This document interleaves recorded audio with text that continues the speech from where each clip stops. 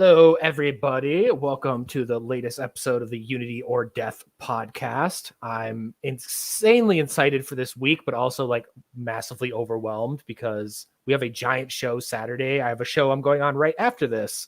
So I kind of wanted to, today on the regular time slot, just bring some of my friends on and talk about kind of some of the behind the scenes stuff we've been doing of getting the Libertarian Party to stop eating each other on Twitter pointlessly. So first up, we got my friend, the one, the only simultaneous loser brigade and Mises Caucus member somehow, David Fite. What's up? How you doing, man? Ironically, not a member. Not a member of either. Member of either group, for the record. And then my good friend coming live from the open air prison that is England, Miss Ariel. How are you doing? I am doing all right. It's slightly less of an open air prison as of like Monday. Things started opening up a little bit, but it's still the land of statism, so hooray. Yep, it's still protests going on for the right to protest and stuff That's like true. that. We did have a protest about 2 weeks ago against a proposed bill that would criminalize peaceful protest for being quote unquote noisy, or I forget what the other word was. Like I think it was shit, I don't remember the word either. It was like it wasn't disruptive. It was some form of like annoying, like just if they deemed it like an annoying protest, they could shut it down. Yeah. It's like, wow. So all protests are supposed to be annoying. Yeah. What's my favorite quote? I don't know who originally said it, but I got it from the founder of Socialist Rifle Association. He was like, a protest with a permit is a parade. And it's like, yeah. We also had a Free Palestine protest last weekend, so that was cool. Yeah, that was definitely. Although there was a weird part of that where Jeremy Corbyn showed up to make a speech and people sang a song for him when he stood up. So that was really weird. Corbyn. Yeah. Weird. But yeah, well, that's bong. I mean, his speech was good, very politician-y. I was just a little freaked out by the fact that people sang a song for him when he stood up to give his speech. Idol worship to the extreme. And we'll have one more guest. She's running a little. Is a religion. Right. We have one more guest. She's running a little late because she's a functional adult, unlike us. So she'll pop in a little bit and I'll introduce her when she gets here. But yeah, on the topic on hand, liberty unity. It seems that the Libertarian Party is at the same time becoming more unified as more shitstorms and fires are happening. And it's definitely contradictory. So I kind of wanted to get like, I know you, David, have been doing a lot of things behind the scenes to kind of get this going. And I kind of wanted like your take on the last month of this little project we're doing. As you freeze. Oh yeah. So the last month has been significantly better than the rest of my time in the Libertarian Party. So I agree that it seems to be getting more unified while more shitstorms are happening. That's 100% true. The biggest shitstorm of late was this past weekend in Pennsylvania. The convention turned into a slightly a disaster. Lots of people left mad, but what was important about that weekend was a bunch of the people who've spent the last year and a half pissing each other off on Twitter and misunderstanding each other and doing all of this dumb shit that we see all day on Twitter, finally got to smoke a fucking blunt together and chill out. And now like that, the group chat on Twitter has multiple new members who are like actively like some of the most obnoxiously anti-unity people in the entire party. Like Henry Connolly literally started an entire caucus dedicated to picking on the Mises caucus. And now he's in our group chat and has changed that caucus to being fighting the state instead of Mises. Like some really incredible things happened really just this week. And I'm really, really excited because the people who still want there to be divisiveness are such the minority right now that they're just irrelevant. They're just completely irrelevant at this point. I mean, even I'm going on Fakertarians this weekend to talk about this, who started most of this. He's like ex-Mises, now the biggest, loudest anti-Mises person in the party. And even he's like, cool now and talking to me and having honest conversations with like Dave Smith in my replies. And if you would have told me that when I first got on Twitter, because like for context, I'm not a Twitter person. This all is a new fucking thing to me because of my weird life has happened. So I had no idea what was going on at the party. I didn't know who Archie Flowers was. I didn't know who Clint was. I didn't know any of these fucking people. And like trying to catch up on all this drama that's pointless. I know you agree with me, Ariel, and I want your take on this.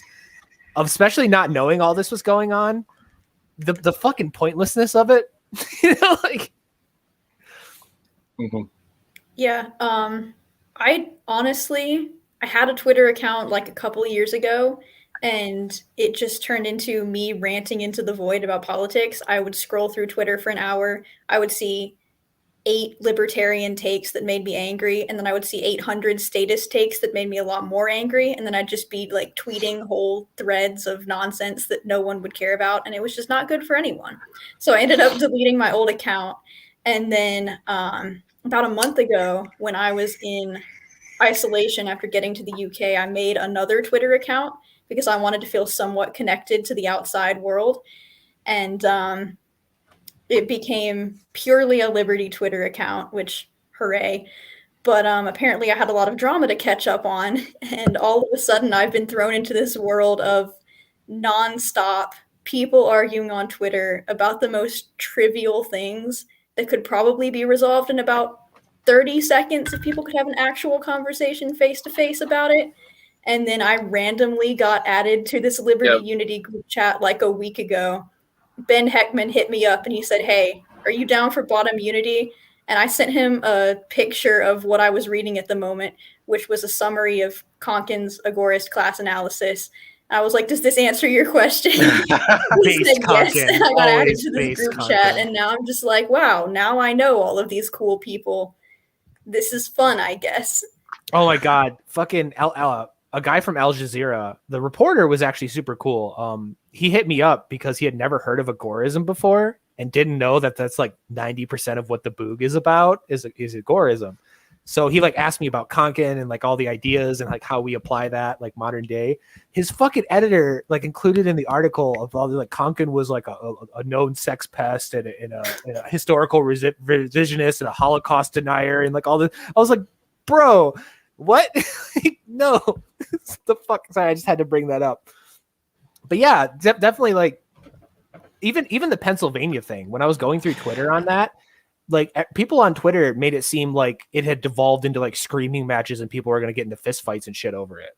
And then I like talked to other people that were there and it was like a high school dance where like people like looked at each other weird from across the aisle and then like got on Twitter and just talked mad shit to each other. And it's like, that's what this is. This is what the libertarian infighting is a bunch of people. It was just like you said, like not being able to have a productive conversation or act like human beings because of Twitter. Yeah. There's actually this one guy in the Georgia Libertarian Party. So I'm from Atlanta originally. And there is this man in the Georgia Libertarian Party. You might have seen him around on Twitter. He's also new to Twitter, but he's established a real presence for himself in the last like 2 or 3 months. His name's Ramon Miller. He's Black Mutualist on Twitter. And y'all recognize him. Yep. Oh yeah, I know. I know him from shit stirring. Has he revoked his shit stirring ways? This is what you're about to tell me? Okay, so here's the thing. I met him at the convention. He's very chill in person. Like he and I smoke together and we have a good time and we have great conversations about like theories of property rights and why Locke's homesteading theory is fake and gay, and it's a great time. And nice. He gets on Facebook or Twitter or whatever else, and he just starts stirring up all this shit and posting all these provocative takes and going after every major liberty figure. He ended up having a debate with Eric July recently, so that was cool. Was that like on Twitter or like recorded? No, it was recorded on Eric's YouTube channel. I need to watch that. Goddamn. Yeah, you should, because oh gosh, it started on Twitter over something really trivial and petty. As always. Yeah, I think he was basically saying that Eric's statement that like racism without the state is just a bad idea was dumb, and so it ended up being a whole debate. And Eric July had him on his YouTube channel. They had like an hour and a half long conversation, which ended up being very like civil and productive. Mhm. So I don't know why we can't all just behave like that, but yeah, he's very provocative online, but if you actually have a conversation with him, you can have a very civil and productive conversation like adults, which is what we should all be doing. Yeah. And he actually had this idea to start a caucus within the Libertarian Party to promote bottom unity. And obviously I was all about that. And I was considering getting involved, had a lot on my plate, so I didn't really want to make too big of a commitment. So I was just kind of feeling things out to see how that plan was developing. He ended up adding me to their Discord, and I just kind of lurked in there for a little bit. Originally, he told me he wanted to call the caucus like Honest Hearts or something silly from like a Fallout game or something like that. Oh my god! I don't know. I thought Libertarian caucuses, man. Yeah, no, I was not about that name. I said you need to call it the Solidarity Caucus because the whole point is to promote left and right unity and to be explicitly welcoming to left libertarians because, you know, Austro-economics right libertarians tend to be a little more welcome in the LP. So, you know, trying to be more welcoming to left libertarians, get them to work together with right libertarians. You could call it unity, you could call it solidarity. Solidarity has leftist vibes, so go with that. And that was what he ended up going with. But then, like, in this Discord, there's a whole channel where people are debating the name all day long. Everyone has their own idea, and no one can agree on, like, what the platform is. And everyone's like, we should just make this, like, the social justice group of the LP, where the main thing we care about is promoting, like, progressive social values. And that's what we do. We should call it, like, liberation or this or that other stupid name. All of them. Me and David are having like PTSD from like the 300 other caucuses that. Right. All I care about right now is the trashy prom caucus. They're super based. I love those people. It's such a meme though. Like another caucus. Like I'm literally in a group chat on or in a Facebook group called "Help! I'm in too many caucuses." Caucus. so the adult in the room has joined. What's up, lady? How you been? Don't call me an adult. Ooh, you're the most adult out of all of us. Come on. That's an awful greeting, but thank you. I have been adulting all day. It's That's awful. what I said. You're the one who DM'd me and said you'd be late because of adulting, so thus you have to be the adult. Yeah. I guess I'll take that role today. But hi, how's everybody doing? Good. Hi. Yeah. If I introduced, well, I let everyone else introduce themselves. So introduce yourself to the crowd. Well, I am the commander-in-chief, GI Mary Jane. The government calls me Joey Lee. I'm a cannabis activist, head of coalitions for the Psychedelic Caucus with the LP. Back to the help, I'm in too many caucuses caucus. And director of the annual Smoking at the White House now for the next 5 years, most recently. So tis I, that is me, and here I am. I was just saying, we crossed an important threshold. Somebody actually smoked weed in Nancy Pelosi's office, so marijuana rights. There we go. That's the one thing I approved of on January 6th. I've got to admit. Can't knock that. Had I been so bold, it's exactly what I would have done too. Nothing violent. Oh yeah, if I was there, Congress. That's all they need. Let's be honest, right? Mm-hmm. Let's say if I was there and I was just like a reporter or something like that, and I would we were going in the White House. I'm not even a weed smoker, and that's probably what I'd do. I'd probably just like be walking around, be like, "Who got it? This is a moment, guys." Can we just like put THC like oil into the water supply of the Capitol building and just like make everybody chill the fuck out? I think they have to like walk through like a mister of CBD oil to like enter the building, like just get hosed with it. Would be so much better of a government. I like that. I'll cheers to that. Hell yeah. Hey, this is the first time. Wait, no. Yeah, this is the first time someone smoked on the show. I forgot. Oh, really? Yeah. Making history. We're officially a Liberty podcast. Let's go. Amateur hour over here. God damn. I've got this like thing where I want to normalize it. I mean, I have to smoke every day for my medical conditions, all day, low THC strains, sometimes high THC strains. And yeah, I'm just, after years and years of having to hide it, I'm tired of it. I haven't been successfully for like 2 or 3 years, which has gotten me in some unwanted trouble with the government, but not as bad as others. Yeah, I used to volunteer with Normal in Michigan, and I knew like Dr. Bob and like all those people. That was my old anarcho-communist days. Spooky word, Hoppians after me right now. But yeah, we're just talking about kind of the ongoing attempts to get the Libertarian Party to stop eating each other, and I kind of wanted your take on how you think that's going. Why do you think it's so hard, and do you have hope for it? I have a lot of hope for the LP. I don't know, things are a little rocky. I don't know if they're more rocky now than they have been. There's always been that infighting thing, but I really feel like, and having just come from the California State Convention last weekend, I feel like we're turning a corner where people are starting to get each other. I was asking, what do you think about the Mises takeover? And a lot of people are like, I'm not a fan of the verbiage, but I like that they're assembling. I mean, everybody has their role, right? Like, you've got your extreme activists that bring in a certain crowd, and then you've got your quiet, reserved, positive motivation. Everybody needs a different inspiration to come to their truths in life. And I like that. Some people see it as a division. I see it as like a delegation. Like we're just kind of sub-sanctioning out to groups that need to hear the message, but they're only interested in one thing or the other. So you got to pull them in whatever way that's going to inspire them. 100%. Yeah, I think my biggest issue with like the Mises takeover is that for the most part, Mises people don't make good chairs of a fucking state party. Like, they're not the kind of people that know parliamentarian procedure and can do that in a room of 400 people. Like, PA was a great example. Their chair like the Mises chair candidate wasn't in the was messing up parliamentarian procedure as just a member in the audience, like, let alone trying to chair take a drink every time David phrases. The nerds belong in those positions. That's how I've always viewed it, though. Kind of is like, I don't know what is up with my internet. That's how I've always viewed it, though. Of like multiple paths, the same goal. Of like the Mises people, like they fill two roles really well.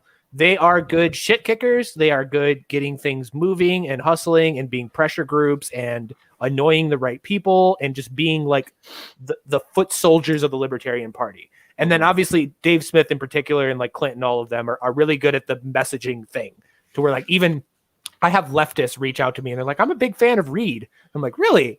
Interesting. That's cool. So it that's awesome.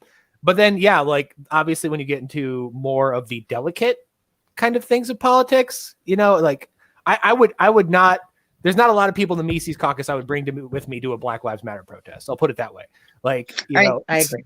So it's, but if we can understand that we all kind of have different roles in this and stop pretending one way's better or another way's better and trying to kill each other, then like we could harvest that, like, I guess like what would be the word, like mixed unit tactics of the LP to like get something done.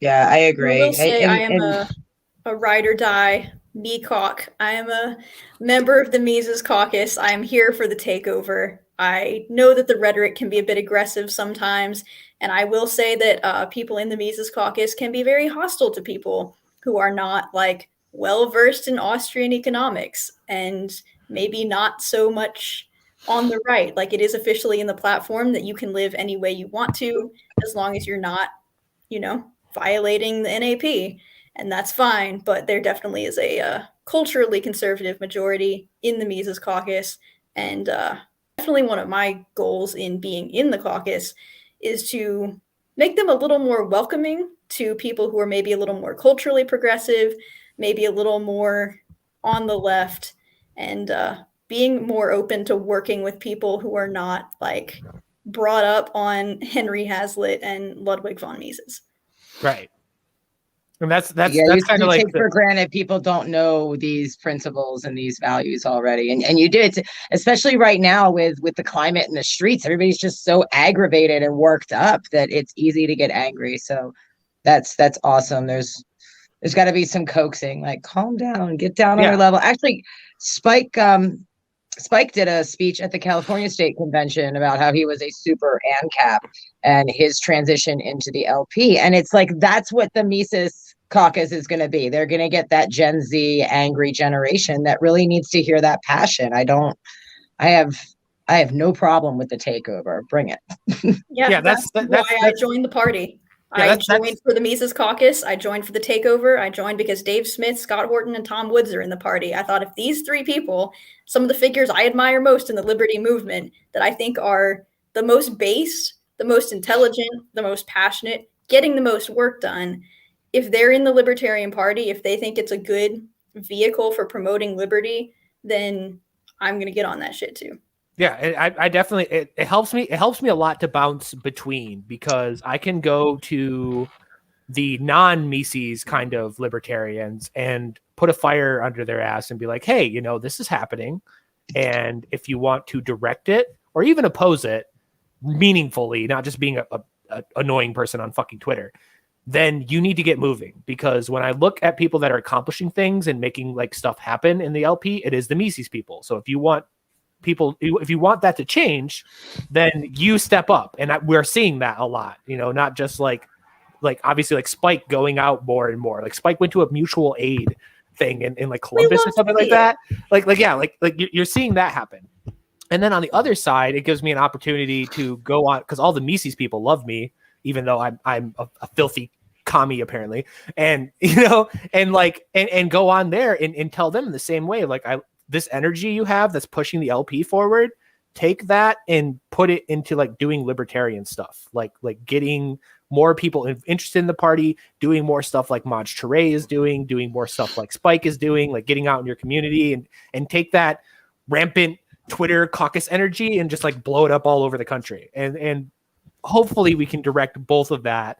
But the main issue we're dealing with, and I kind of want to know everyone's personal approach to dealing with this, besides Ariel, because I know Ariel just thinks it's a waste of time. But your guys' personal approach to getting people to stop slap fighting over the LP when we're in like the most dire situation our country has ever been in like the last 100 years. Well, I'll take that, because I'm actually going to push back against what you just said. The Mises people are getting the most membership right now. They're making the most noise right now. They're doing a lot, and I'm not going to discredit anything that the Mises Caucus is doing right now. But the rhetoric from the Mises Caucus that they're the main ones doing stuff and the only ones doing stuff is absolute bullshit. Well, I agree with that. I don't think they're the only one, but it's getting how bullshit that is. Yeah, I'm not saying that they're the only one. It's the main like rhetoric is that like the Libertarian Party isn't accomplishing anything right now, and that the Mises Caucus has to come in and make them accomplish something. They're just trying to take over Pennsylvania when they have more elected Libertarians in Pennsylvania than 47 states combined. Like, they're doing amazing work. Like, Joseph Bishop Henchman's only been chair for a year, and he's been doing amazing shit since he got that position. So the idea that like we're not doing anything as a party and that the Mises Caucus has to come in and make us start doing stuff is, I think, why there's so much pushback against that rhetoric. Because the idea is like, oh, you people who have put the last 2 decades of your life into this, have blood, sweat, and tears poured into all of these campaigns, have won elections, have gotten people actually fucking elected to office. We have 5 state house reps nationally right now. It's insane. We didn't have that 2 years ago. So the idea that the party is stagnant and needs the Mises, it's just a bullshit rhetoric that I really dislike. And I think that's why there's so much infighting around it, because one group is saying that the other group hasn't accomplished anything. And that's just not true. Oh, yeah. I could definitely agree with that to an extent. I'll be more specific and clarify of like when I see the momentum, and that momentum doesn't even imply that momentum's good, you know, but like when I see the momentum, it's there. But even more importantly, I'm seeing people respond to it in a non-annoying way to either harvest that momentum or get their own momentum going, which is like great. Like, you know, capitalism, competition, like it has put a fire under a lot of people's asses to kind of get going. But back to my original question, how I guess that, that might be a lead into it. Is that whole thing of pointing out what you are doing and stuff like that your way to get these groups to stop fucking fighting? Or like, yeah, that's what I'm curious in. Maybe you need the fighting, Well, right? Maybe it's I think that one like. I'm sorry. No, maybe it's like one big like professional wrestling, old school WWF or WWE or whatever the government makes them call themselves these days. Maybe you need that. I mean, I can't act like the conflict isn't something that's going to compel some people to look over and go, what's going on with that party over there? And even things like that. That's good. Is it heated debate or is it conflict? Like there's really a fine line, and I don't see so much headbutting as I just see really heated, passionate debate that maybe I've got a different style, but hey, do you, as long as you're not violating the NAP, like we all agreed to, Yeah, I guess just like my side of it obviously is just like Twitter side of it, and like now it's split into like three things where you have like the paleo cons versus the Mises people versus the Prags or whatever. Like but yeah, you're right of like internal conflict, to be specific, isn't bad in bouncing ideas off each other isn't bad, but definitely the petty, pointless shit, which I've seen David fucking crush like several times somehow. I don't know. Maybe you're like me and you're just annoyingly approachable. We need to hang out in person so I can watch you work your black magic of how you get certain people to sit down in a room together. But like, yeah, weed, man. You walk up to somebody like that was my favorite part. Like I got like Chase Oliver and Jeff Douglas, who are names that I guess people outside of the LP probably don't know. Like they smoked the same weed, and it was Scott Horton's weed, and neither of them know that. That's incredible. Everybody can come together over weed. Right. So I think what we're learning is that the solution to the Israel-Palestine conflict is David and weed. David and weed. Just Halo drop David in with like a fucking pound of weed in Palestine. Solve everything. I can do it. I can do it. I'll get the leaders of Hamas to sit down with Netanyahu. We'll smoke a blunt, and it'll be fine. I have complete faith in you, David. No, yeah, that's why me and David are friends, because like I don't know how I guess like I can get ANCAPs and anarcho-communists and like Black Panthers and stuff to sit down because I understand all of them. But then I look at what David's doing and I get confused because I fundamentally do not understand the divide between like Mises people and like other libertarians. Because it's like you start, obviously like there's rhetoric and attitude and stuff like that. But then I see the same people who be like, I don't like the Mises like rhetoric towards the LP. Then we'll like go under a Republican or something like that and like do like the same like trolley like asshole kind of thing. And it's like, y'all are mirrors of each other. Why are you fighting so much? Right. So I will say a big part of the problem with and he froze is that the LP has been a fairly like the LP was a small social club for decades, right? And there's been like fucking marriages ruined by just dumb shit. Like there's exes that are on other sides of this, like there's just so much personal friendship and like relationship baggage mixed into this. A bunch of the anti-Mises people were like Fakertarians was one of the first like dozen members of the caucus. Like there's just so much of this like actual just person-to-person beef, like Heiss in PA. He's the leader of the Mises caucus, and he's just had personal beef with a bunch of other fucking people that has made this a much more difficult thing to get around, because there isn't really an ideological divide. You're completely right. Like the fighting over the messaging, the bullshit, it's all just masking for you pissed off my friend 7 years ago and now I hate everything you're involved with. Oh, and that's so petty and stupid. And like give a little bit of background story of all of this. In my event that I did in Ohio, the flowers event that we did for I'm forgetting his name right now. He was killed by police. And when we went there was a guy there that had threatened to pull a gun on me and kill me. And like I still invited him to the event and like we just like vibed and then like squashed that beef. So it's like I always say like we're fighting the most expansive and tyrannical like worldwide powerful government in human history. I think like homeboy calling your girlfriend cute on Facebook 4 years ago is not a fucking priority. And it's surreal that I have to explain this to people. And I always walk in and I'm like, I've even said it on Dave Smith's show. I'm like, I have friends that were killed in the last couple of months by like the FBI. Like my level of threat is so much higher than Archie Flowers quote tweeting Dave Smith. Okay. Like this is all, we're on a whole different like thing. And people need to get on that. And obviously like, I know obviously you like working like with like all the marijuana people get this. Everyone who's fought in like the marijuana like legalization campaign and stuff. It's like, yeah, we have like activists that are in jail for like 30 years for like running grow ops. Like my problems are way different than your problems, you know? So can we wake up to this, you know?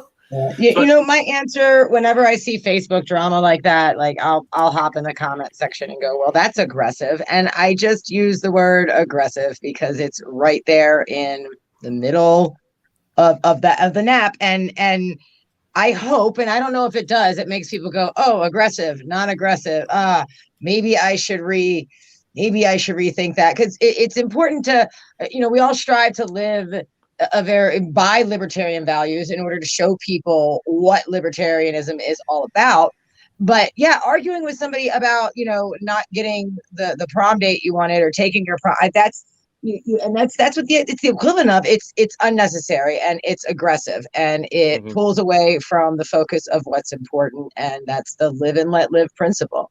So, you know, to those people who are arguing, I don't want to say you're not libertarian, because you are. You're giving your life, your volunteer hours, your passion, your activism to, you know, getting that word out there. But we all forget that we have to live that way too. And attacking somebody verbally is just as aggressive as attacking them physically. And that's not something that we approve of as libertarians. We have to check ourselves a lot.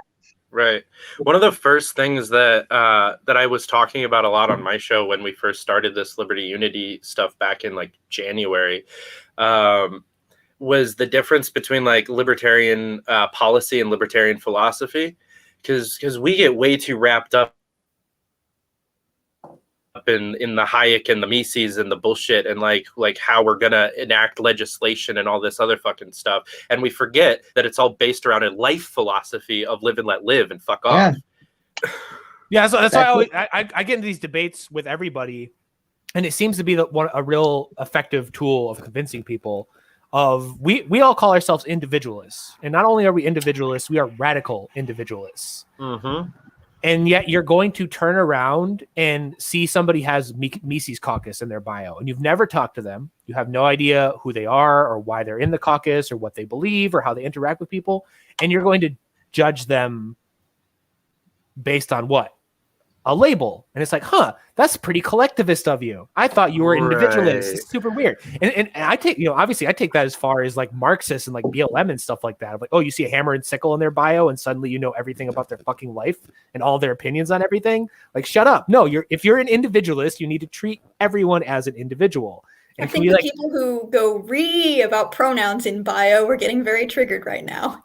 That's insane to me, dude. Because you literally, like, for all you know, that guy has been like single for like 3 years and finally found like a super like beautiful girl and like saw she had pronouns in her bio, so he put pronouns in her bio to like oppress her or something. Like, you have no idea, you have no fucking idea why he did this, but you're just gonna automatically just make I bet you're a Biden voting commie blue cuck. It's like, what the fuck?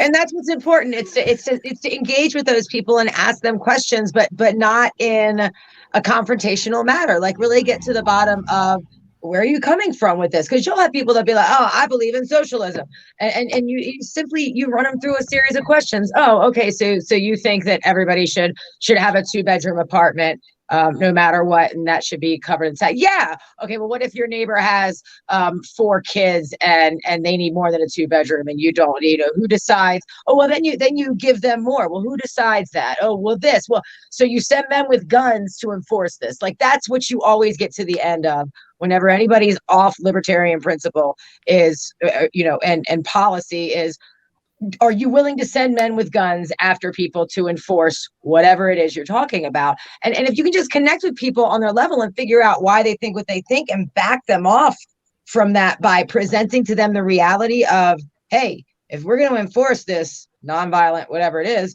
we're going to have to use men with guns. It usually backs them away.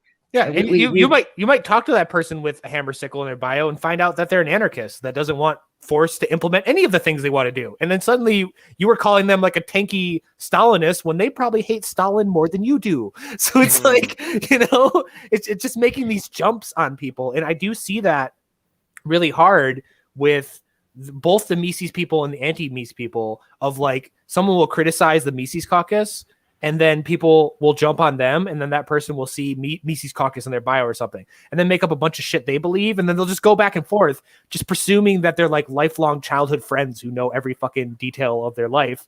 When these are two strangers on Twitter that might even have pictures of their face as their profile, it's like you don't know shit about these people. Like teach libertarians empathy again. That is my mission in this world. Like.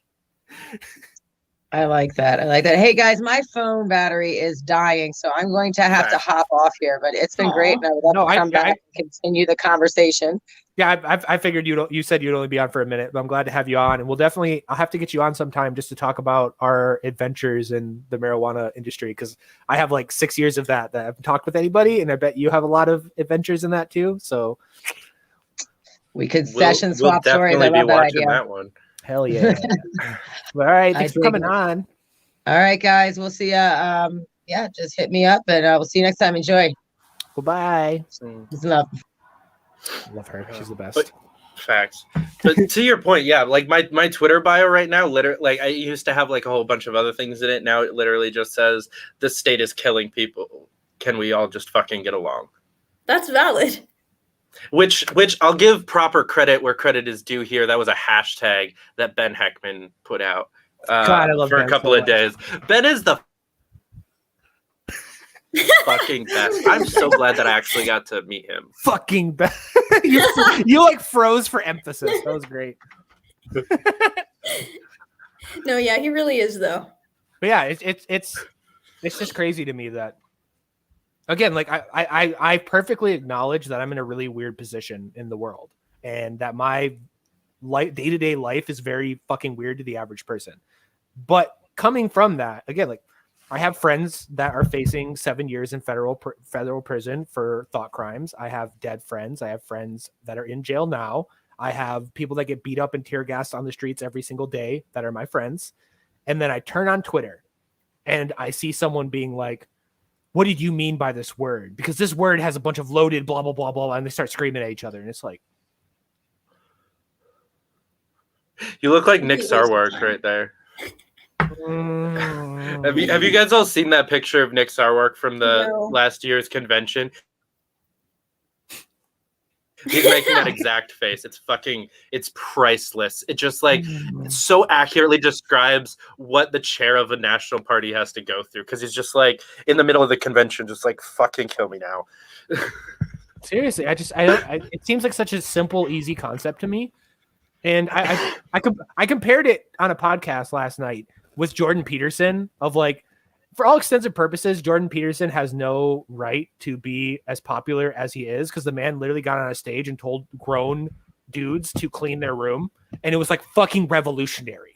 So it's like, so I feel like that's literally all I know about Jordan Peterson is he likes lobsters and he wants you to clean your room. Right. That's it. And like that was fucking revolutionary to like and he sold a best-selling, like New York Times best-selling book of telling men to clean their fucking bedrooms. And that's how I feel sometimes of like, going up to these people and be like, hey, you don't have to agree with everybody on everything to accomplish stuff. And they're like, but they don't believe in property rights. And I'm like, your mom probably doesn't believe in property rights. Like, I don't fucking care. I don't even know how to articulate it because it seems so obvious to me. Like if the building's on fire, I feel like a lot of these people would trip each other to get out. And it's like, no, it's and I'm glad because was it you? I like Reed's. No, go ahead. Sorry, I like Reed's analogy of they'll be rounding us up and putting us in concentration camps, and we'll be arguing about whether or not LP National's tweet was strong enough, or if the Mises Caucus's tweet was too Oh my God, I remember that. obsessive. Oh, that's so perfect. That's why I love you, Reed. Because that's where we're at. That's where This we're is why at. we all need to log off of Twitter every so often and go touch grass. Touch grass. Touch grass. I'll bring the grass to you. Like touch grass, and Smoke grass, and it makes like valid criticisms like get lost in the bullshit because like they're when it comes to like the LP National, I will sit here and I will be like, I thought their COVID response was weak as fuck, and it makes me mad. But if I say that gets lost in like it's almost so pedantic that like the spelling of words get criticized by the LP National, and it's like, bro. Like, are you kidding me? Like, just. And then it's also just like so easy to misunderstand what people are saying and what they mean. Like, I got into this whole argument with Chase Oliver fairly recently, where he posted something that was like, I locked myself down all of last year. Well, guess what? I got the vaccine and I'm not going to lock myself down anymore. And the whole tone of the tweet to me was like, I complied for a year. Now look at me. I'm being rebellious. After a year of doing everything the state and the corporate media and everyone told me to. And I felt like I would have just let it slide and completely ignored it if he weren't like the leader of my local party, because he's the chair of the LP Atlanta, which I'm from Atlanta. So I was like, I feel some level of responsibility for like a tweet from a party leader that looks weak as fuck. And so I called it out and I was like, wow, congratulations, you complied for a whole year. Look at you being a rebel now. So inspiring. And then, like, it just turned into this massive thing where he and a bunch of other people thought I was criticizing him for getting the vaccine, which I wasn't. I don't care who gets the vaccine or not. Doesn't matter to me. I was like, no, I just don't like the tone that this sets of, like, fake defiance. It looks super pathetic, but like that was completely missed. And then one of my friends jumped in and was like, this man has pronouns in his bio. We can't listen to him. And I was just like, it completely derailed the whole thing. I share that GIF all the time because it's how I feel all the time of the little girl holding onto the carousel as it like drags her around in a circle, because that's how this shit makes me feel. It's like it's insane to me of Twitter's so bad for your brain because you see shit like this. And to my like I think the messaging thing more than anything of like I get into debates with people all the time of like, this is bad messaging. We need better messaging, blah blah blah. It's like, we'll put out the good messages. Like literally, I am some idiot borderline leftist person. I am a mutualist. I am way further to the left than most people of the LP. I literally sat down on Google Docs the day before I went to a protest and wrote out a speech and gave my first speech ever and got on national news. I'm a random idiot. I am unimportant in the grand scheme of things. There's nothing special about me. If you think Dave Smith's messaging is wrong, if you think the LP Nevada or the LP Kentucky or the LP Texas messaging is wrong or any of this shit, then go do messaging. It's so insane. And in particular, to like what I preach all the time, Twitter is such a small bubble, and like our tweets hit like, if we're lucky, 10K people, if it's like a crazy good one. And that's what fraction of the country, and how many of those people are not even in the United States? You know, it's like, but if you could go out on the street and do stuff like Maj and Spike Cohen do, and you could reach way more people. So it's like I use this line all the time, and I stole it from Misty in Slow News Day because it's so fucking perfect. Of lead, follow, or get the fuck out of the way, because that's where we are right now. Like, if you don't like who's leading, then lead. If you don't like who's leading, but you have nothing better to do, then follow. And if you don't want to do any of those things, then just get the fuck out of our way. You know? My line is get in the fight or get out of the way, which I guess is the same concept. Yeah. Politics is war without bloodshed, and either you get in the fight or you get out of the way of the people who are going to fight. See, there's a socialist and capitalist anarchist debate going on in the chat right now, and it's so perfect. I know, it's so beautiful. Impossible to fucking avoid. But yeah. And Ramon's here. Hi, Ramon. Yeah. So Property is theft.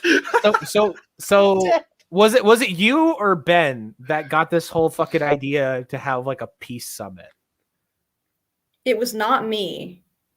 It I was will say actually that. Chris, or was it Charles Hicks? Interesting. It was a rando from Twitter who's not in the group chat and who I actually have muted because he's annoying as shit. Well, based fucking Right. So if y'all yeah, want to know a funny Liberty Unity story, there was that time that I got into a brief little spat with somebody on Twitter. I don't even remember what it was about. It was something like somebody was saying, "Oh, we can't let ANCOMs in the party. We can't have leftists. We can't have people who don't believe in property rights. I don't want those people in the party." And I responded, I was like, "Good thing you don't get to decide who's in the party and who's not. And also, here's why we should unify with, left libertarians." And it turned into a whole little thing. And I was like, "Oh my gosh, this is so dumb. This dude, I can't believe him." And then earlier today, I was like, talking about I forget what in the chat. And I was like, wait a minute, is this the same guy? And I realized I think it was the same guy. So we're making unity happen. Yeah, like my biggest like W. He's in the comment section of this video. Hey, my biggest W originally. My biggest W of the last week was a guy that originally like talked mad shit to me on Twitter, and his name was literally Helicopter Rides. Like super happy. And he's like, the unity thing's stupid. We could never work with leftists. The party needs to be cleansed of these fucking people. Take over, Mises. That man now is like BFFs with a Black Panther communist, and he's organizing a volunteer firearms training in inner city communities next week with I forget the name. It's like Blue Star Coalition or something like that. It's like a gun group. That's incredible. We love to see it. Let's fucking go. And he's like, I'm changing my name. I don't want to be called Helicopter Rides anymore. I view the state as a bigger threat than communists. And it's like, Look at that personal growth on his part. Now only. We love that. Seriously, I just have this in my mind. And David, you've probably thought of the same thing of just getting like Dave Smith and Archie in like a room and just getting them super fucking baked, and then just like putting on like a funny TV show or something and just watching, just solve this problem. I would love that. I would love that more than anything else. I've honestly been friends with Archie Flowers longer than almost anybody else in the LP. He was one of the first internet LP people that I became friends with. Him and I moderated a Facebook group called Make Politics Sophisticated Again, which was like that was like 2017. Properly hipster of you, David. I like it. So it was started by Brianna Coyle, actually. And then yeah, and had Archie in it. And this was back when Archie was like hardcore Mises over everything, like just in love with the caucus. And I hated the caucus back then. I thought that they were all like a bunch of like paleo con, like right wingers that hated everything that I loved. And like, so him and I started off kind of rocky, and then we flip flopped. And now he hates me for being pro Mises, and I hate him being anti-BCs, and it's fucking hilarious. But yeah, I would absolutely love nothing more than to smoke a blunt with the two of them and just call it quits. Yeah.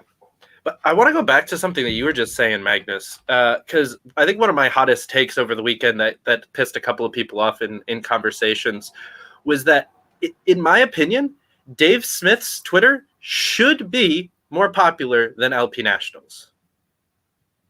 Yeah, that seems like fucking obvious to me. Right. So why would the people want Dave Smith and his faction of people to take over the National Party so that they can have control of that Twitter account, when what they could do is just make Dave Smith and Shane Hazel and Scott Horton and all of these other people 10 times more popular than the LP? Do you think fucking the Democrats' national Twitter account has half the followers as Joe Biden? No, they don't. And they shouldn't. Because that's not how Twitter works. The messengers do the messaging, and the party does the party. Yeah, and that just segregation shit. of like that. Segregation of messaging is so much. Segregation of messaging is so important too, because like I would not want the LP to be like shit posting about like how somebody fell off a boat on Legion of Skanks, and at the same time, I don't want Dave Smith's Twitter to become a bunch of like boring like political wonk shit. You know, Right. like, it's perfectly fine for them to both be like their own thing. You know, 100%. Alternatively, we could just stop giving so much of a fuck about Twitter messaging and do things that actually matter. Yes, I bring up the statistic all the time, and it's so crazy to me. So there is 192 million active Twitter accounts worldwide. That's now remove half the population of the United States, and most of those people are probably not even in the United States. And remove everyone who's not from the United States. Remove everyone who's a fucking bot. Remove everyone who's some business's Twitter account that tweets out once a year. How many people are really on Twitter? How many people give a fuck how your Twitter messaging is or what you said on Twitter? Like my parents are like the exemplary of fucking normies. Like they didn't know who the fuck Jimmy Dore was. They don't know anything. They don't know who Dave Smith is. They don't know who Shane Hazel is. They don't know who Breonna Coyle is. They don't know any of these people. So when somebody comes up to me and they're like, Breonna Coyle is ruining the LP or Dave Smith is ruining the LP, the vast fucking majority of the country has never heard of any of these people. The vast majority of the country has never heard of the LP.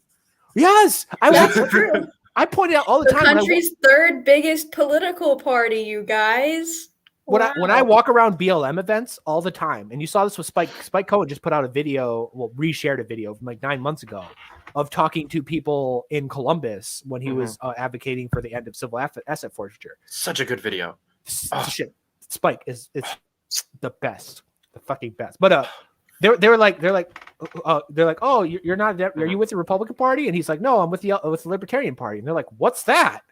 It's like, and that's been my experience across all of the Libertarian parties of like, they're like, well, I'll always have like leftists walk up to me because it happens at least once per every single like event that the Boog does where somebody walks up and they're like, I was suspicious of you guys, but I'm curious and I see you're here, so I want to know more. And they'll like grill us. And obviously most of us are either like, we didn't vote or we vote for Joe Jorgensen. And they're like, who's Joe Jorgensen? And like, oh, she's the Libertarian Party candidate. What's the LP? And like, it's like, I've had that conversation like 20 times over the last fucking year. And it just goes to show that like, nobody cares about Twitter. Yep. Nobody knows who you are. And the messaging shit is such a spook and nobody cares. Nobody fucking cares. Yeah, that was one of my main goals with Liberty Unity. Like when we started this, and one of the reasons why a bunch of people pushed back against it in the beginning, because they thought that we were trying to like discredit their personal issues. Because like, I was talking about like there being personal beef earlier. Some of it's stupid, but some of it's really, really legitimate. Like there are some really like legit personal beefs. And so a lot lot of people felt Josh like the Smith's Liberty whole Unity fucking saga is like some I know nothing about Josh Smith's saga. The more I learn about it, What the do more I it's need like to know? a Hallmark fucking movie. It's so absurd and over the top. What, and does it involve ridiculous. some businesswoman moving to her small hometown at Christmas and marrying a carpenter or a lumberjack with Almost. cheating and broken up marriages and threats of domestic violence? Yeah, it's fucking insane. It's insane. Yeah, but so it's wild. You actually just kind of made my point though, Ariel. It's like the new people don't know this stuff. Yeah, like, I barely know who Josh Smith is, much less his whole personal Hallmark backstory. Right. So, like trying to pretend that shit doesn't exist while we're bringing in new people is fine. Like it's not discrediting his like history or like his beefs. But when I bring new people into the party, the first thing I'm not going to start off with, okay, here's all the backstory, here's all the baggage, or even previously like, don't on join the history of the Libertarian Party. Previously on a bunch of people that got 1% of the votes, fucking internal drama of that has nothing to do with the party, but everything to do with their fucking. This is the problem with treating the Libertarian Party like a social club. Is people prioritize their social relationships and their personal beef or their personal friendships over actual activism. Like, the purpose of a political party is to elect candidates. The Democratic Party exists to elect Democrats. The Republican Party exists to elect Republicans. The Libertarian Party should exist to elect Libertarians. And it should be on the local and county level, primarily, I get why we need to have like a presidential candidate, because people do see, oh, look, there's a Libertarian Party candidate on the ballot. I didn't know there were options other than Democrat and Republican. Let me look into this. Oh, Liberty, that's cool. I agree with that. So I get the point of having a presidential candidate as like a PR op, essentially. Very expensive PR campaign. But we need to be focusing on like actually electing candidates at the local level so we can engage in things like local nullification. And we can't do that if we're too busy treating the Libertarian Party like either a social club where we all just get together and hang out in our own little cliques, and the Mises people hate on everybody else and everybody else hates on the Mises people, or like the Church of the Libertarian Party, which is also an issue that I've seen, where people are like, we come together every so often. We talk about these great things we believe in. Isn't it awesome? All right, now we're going to go out, try to convert the entire population to our ideology. And the whole entire point of our existence as a party and as people is just to convert everyone else to what we believe in. That whole way of thinking needs to go away, and we need to start doing actual activism that matters. That's my opinion on the Libertarian Party. Thank you for coming to my TED Talk. No, yeah, I even like, this is a universal concept, and it's paralyzed all of radical ideology of the social club. Because I bitched about this with Misty, I bitched about this with Fiorella, I bitched about this with Nico on the left all the time, I bitched about this with my Antifa friends all the time. Is so much of fighting the state has become like some Japanese after school fucking high school club. Like it's where we all get together and it's super in-jokey and incestuous, and we don't go anywhere else, and no one else is allowed in unless they're cool, bro. Are you cool, bro? Then you can come into our dance club. And it's like, you're a radical revolutionary political ideology, and this is how you're acting. Like, it's ridiculous to me. And it's so me. I bring this up a lot, but one of like the foundational first conversations that ever happened to the Unity Coalition was me sitting down in a crowd of a bunch of armed dudes with Kitty, who's like my best friend now, an anti-fascist person, and just going through and bitching about the social club shit of like literally like, oh, we were doing so great, and then somebody fucked somebody's girlfriend, and then now we can't do police brutality protests anymore. And it's like, that's why everybody should just be in an open relationship anyway. So it's not a big deal. Olivia Rondeau is going to call us degenerates again, David. We need to stop. She's a bigot. It's okay. Yeah, she's all black. Oh God. I came up with that on her show. She's like, I don't know what to call us, and I'm like, alt black, and she's like, I like it.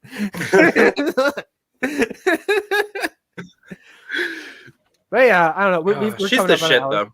Oh, I love Olivia. I need to have her on. Well, I mean, I did have her on. I need to have her on again with like, I would love to have like a Hotep, Olivia, Maj Touré, like all of like counterculture black people fucking show on. It'll be great.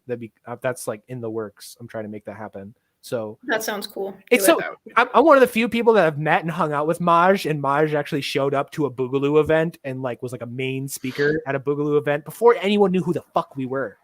And like he wore like Hawaiian at CPAC, like Maj, and yet I'm like, Maj, talk to me, Maj. He's one of those people that there's like I don't want to say personal beef, but he's like one of those people that was a dick online, like directly to me, and I was just like, no, fuck you, you're a piece of shit. No, Maj is like Michael Malice, but more aggressive. I don't know. I love the fact that he challenged me. Like I was picking on him for his vote total, and he challenged me to run for office in a blue city and see how I did. And I literally ran the same year he did. He ran in Philly, I ran in Brooklyn, and I got 3.2% the vote. He got 0.01% the vote. He had like thousands and thousands of dollars and people backing him, and I had $110 campaign. Props to you for that. Yeah. But also another issue that I have with the LP is that they have this sense of like learned helplessness. And I also think every like state party is different, completely different environment, depending on the party. Like the LP of Pennsylvania has, I forget what number you said, but a lot of state legislators, which is incredible. We love that. Georgia has none, 0. And when I showed up at the convention, I only joined the party like a few months ago. My whole thinking was everyone else is shitting on the LP all day long. I'm not going to criticize until I've seen for myself what's going on because I don't want to just trash talk people that I don't know and don't know. Crazy concept to actually like go witness something with your own fucking 2 eyes before having. I know. So I joined my state party and I showed up to the state convention and I was like, all right, let's see what this is about. Let's see what they do. And all I saw was primarily a bunch of old people sitting there talking about how many new county affiliates and new members they had. They were like, this person got 5% of the vote. They did fantastic. This is amazing. This person got 712 votes. This is incredible. Show-stopping. And I'm just like, how much of a sense of learned helplessness do you have to have where you are so used to a tiny share of the vote being the best you can do that you start equating that with victory? Are you winning an election? No. So shut the fuck up and win elections. Facts. And it's like it's just, and we'll kind of close out on this, and we'll ask a couple things, wrap up because we are at an hour. It's kind of just like people don't understand that when there's a hot button issue and there's something big in the country that's going on, what affects that is who do you see when you go out. So like if I'm a big like Palestinian advocate and I want to fight for Palestine, if I look around, who's on the streets right now? The left. If I'm a big free speech person and I really want to fight for free speech and I think First Amendment is super important, who's holding giant free speech events and stuff like that? Republicans. So it's like, if you want the LP to grow, if you want libertarianism to grow, then you need somebody to be like, oh my God, I'm in this, medium-sized city in New York, like Buffalo or something like that. And I want to go to like a Free Palestine march. And then you go and you just type into Facebook and you're like, Free Palestine March Buffalo. And the first thing that pops up is a Libertarian Party march. That's how you get in. Or like Second Amendment protest or drug war, or just pick your fucking topic, like go down it. That is how like people interface with this. It's not Twitter. It's not conventions. It's not even the presidential race. Is infinitely less effect on people's lives than little shit like that. Because the whole, I mean, David knows this speech well because I gave it to him in person. Of like, I always bring up the Socialists of America or whatever, the Democratic Socialists of America. I saw them for the first time, like all the way back in like, I think it was like 2013 or something like that. And they had a tiny little booth at the Turn on the Water events and nobody paid attention to them. And then every single environmental protest I went to, every single police brutality protest I went to, union strike, didn't matter. Little DSA tent was there. And I saw them get yelled at. I saw them get their fucking booth flipped over and told to get the fuck out of there. But they were at every single event. It didn't matter what it was about.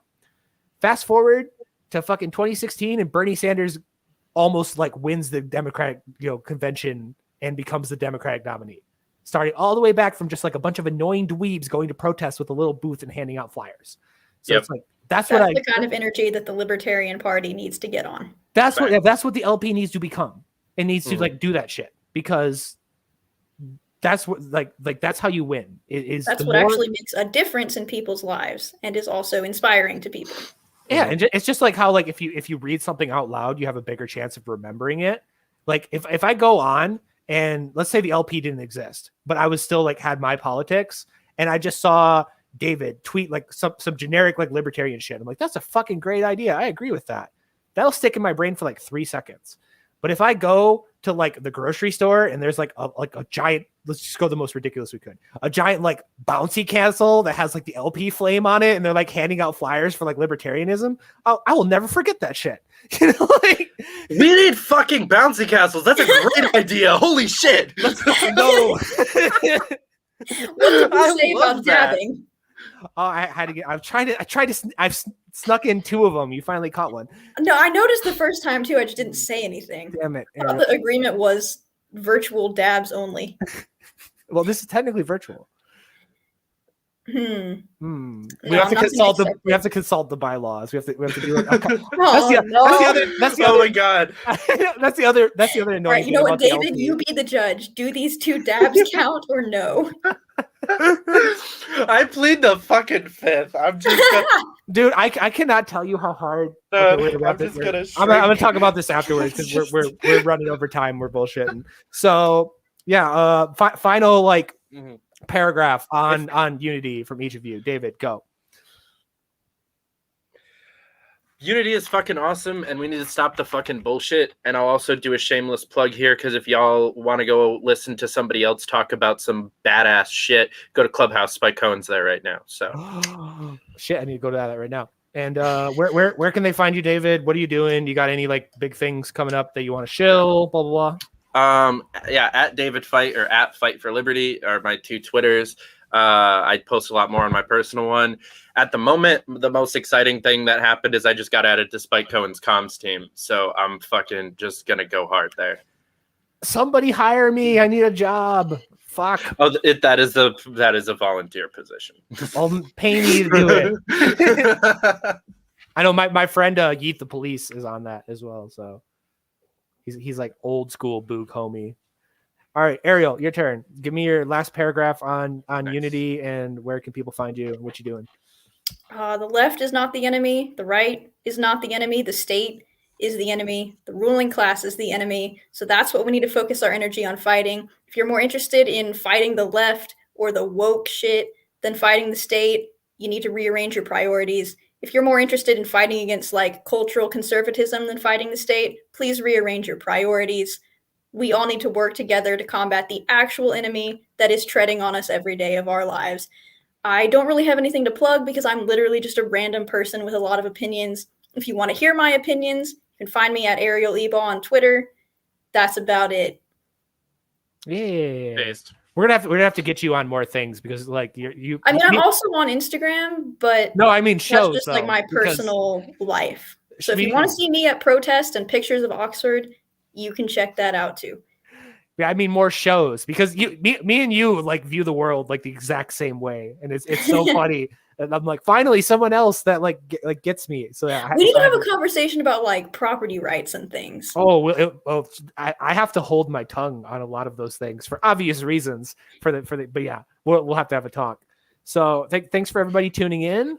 This Saturday, crazy show, huge show. I'm having Ryan Dawson, Reed Coverdale, Fiorella, and Comrade Misty, the Council of the Left and Right, the first Unity podcast. I'm so excited for that. That's going to be on Saturday at like 7:00. I have to remember, but I'm super excited for that. And then right after this, I'm going on fucking Reed's show with Clint. So it's going to be awesome. Thanks all of y'all for tuning in, and I'll catch you on Saturday. Stay safe, stay free. Bye. Thanks for having me. Peace. And